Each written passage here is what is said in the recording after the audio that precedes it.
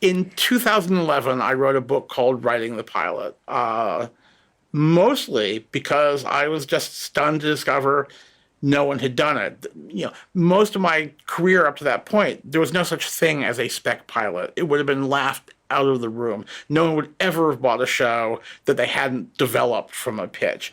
By 2010, 2011, a spec pilot was a regular thing, but there was no advice on how to do it. So I wrote this book, Writing the Pilot, which was very well received, and thank you. Yeah, it continues to be read.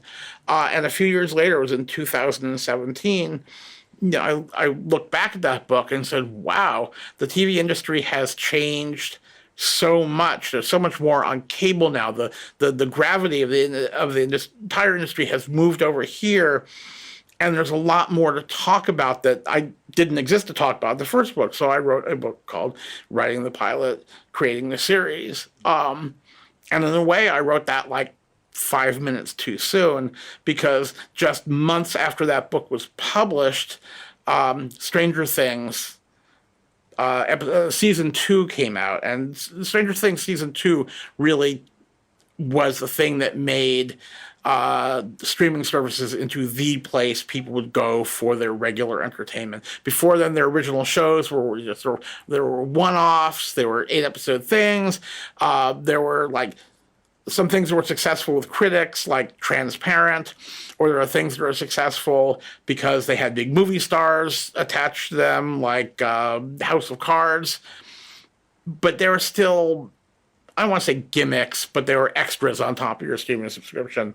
Stranger Things Series 2 came along, and all of a sudden, oh, Netflix is where I'm going to get my new episodes of the show I love.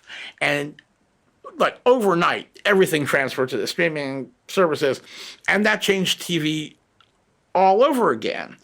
And then in the last couple of years, we've started to see the internationalization of television. You have to understand that in American television, for most of my time working there, you couldn't pitch a show that was set in a foreign country. The networks said American audiences don't care. They'll never watch it. Now American audiences are hooked on shows that not only, take place in Korea, but are made by Koreans in Korean, and they can't get enough of them, right? This is true around the world, too. It also means that anyone who's setting out to write a pilot is not only competing with everybody in their market, they're competing with everybody in the world. So I thought it'd be worth taking a look at how streaming has changed the nature of the television show and the pilot, how internationalization is changing things even further. So that book, Writing the Pilot, the streaming series, should be out later this year.